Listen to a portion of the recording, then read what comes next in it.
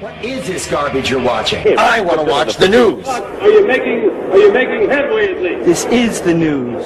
Wednesdays is typically associated with the sale of roses, chocolate, and lingerie. But as CBS 2's Alice Gaynor shows us, it is the business of revenge that's experiencing a big boost lately.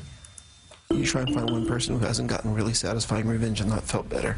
He's the CEO of a company called Nefarious Jobs, and he can't show his face because of the dozens of lives he says he's ruined at the request of his clients. The ex-wife who's upset about, her husband leaving, or you're going to get the business partner who has been, completely screwed over and forced out of his company. The company's specialty is revenge for hire, and it's not the only one.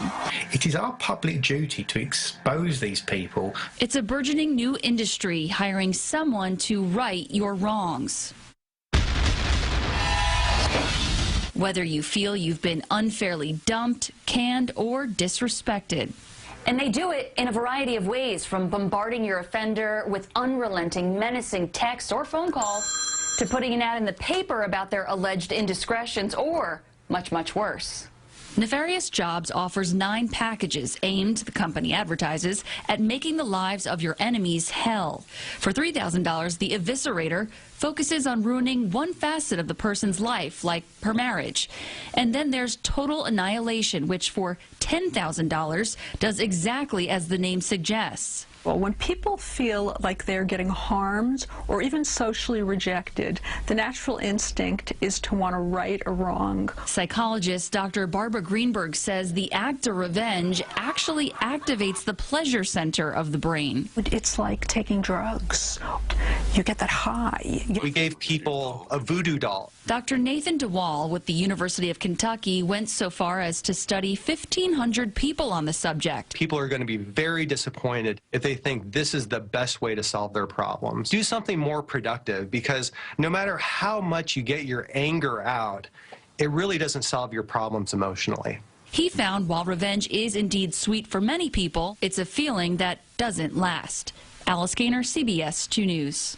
Now, while none of the companies offer physical harm, thank goodness, experts say the legality of some of their tactics may come into question. I don't think that I'm the sort of person that takes pleasure in revenge. I've always thought that getting on with your life is probably the sweetest form of revenge, if you could call it that. But I'm about to find out that many people disagree. I'm in San Francisco to meet with Nefarious Jobs, whose murky business is revenge for hire. Hi, I just wanted to tell you the truth about your friend Tom. Good old Steve is having an affair. I'm not sure if you realize this, but your girlfriend ain't really your girlfriend. She's fucking Aaron, Tony, Mark, and even her best friend Sarah. See you later, dude. Okay, so I've just got the email from Nefarious Jobs. They said to get in touch with them once I got to San Francisco. Their address here is in the financial district, which is kind of strange. You wouldn't expect hackers to be right in the downtown area. Of course, I'm sure any of these people who I've been talking to, I haven't been given their real names. I'm not going to be taking my phone or my chips or anything in my cards because, frankly, if they didn't like you, they could really do a number on you. So let's hope they like me.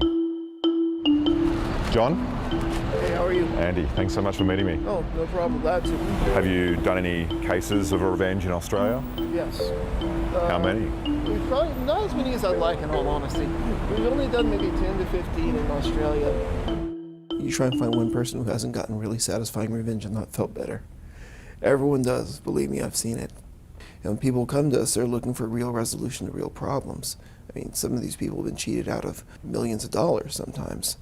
Some of them have had their hearts torn apart by cheating relationships. And they're looking for someone who can assist them in a different type of therapy, you might say. I am John Winters. I'm the CEO of Nefarious Jobs. But John Winters isn't your real name, is it? No. So how does one get started in the business of revenge? The first month I did do away with a lot of misconceptions about the work we did.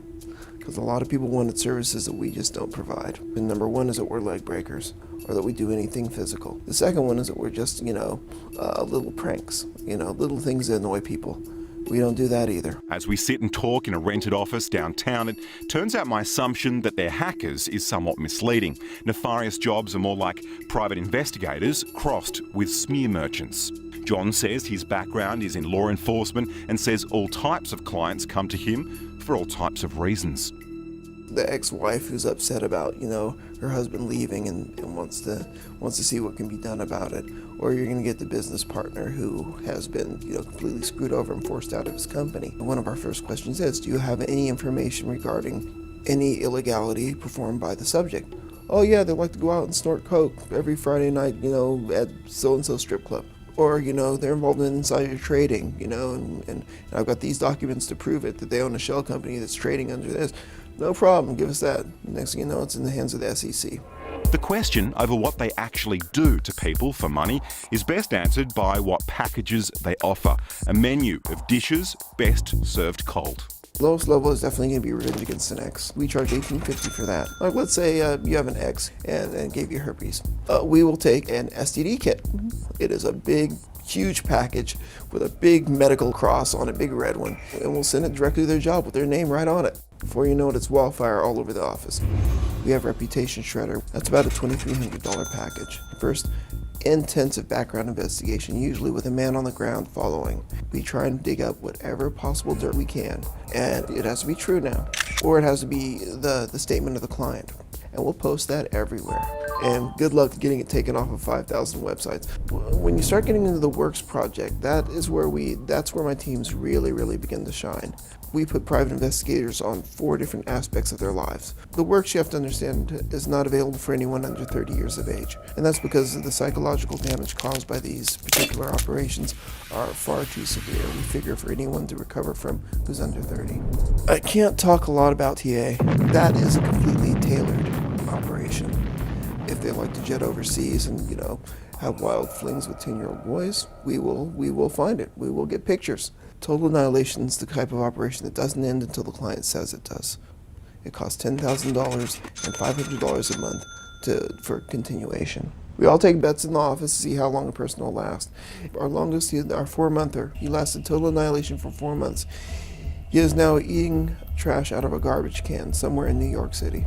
But I mean, ethically, you walk a really fine line. How is this stuff legal? I think we're gray line, definitely. But we don't step over that line. We will cooperate completely with federal authorities or law enforcement should they request it. How do you sleep at night? How do you go home at night and think about the target and what they've gone through? I do walk a delicate karmic balance. I'll be the first to admit that.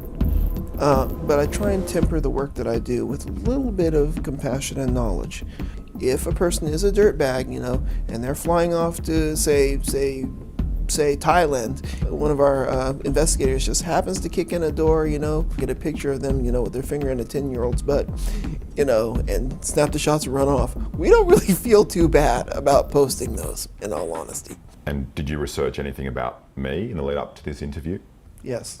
Did you find anything personal? No, we don't operate like that unless we have a reason to, and we saw no reason there. We've been talking for a few months now, and you seem very above board.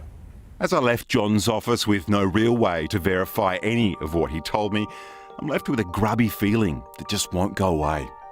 I really love my work.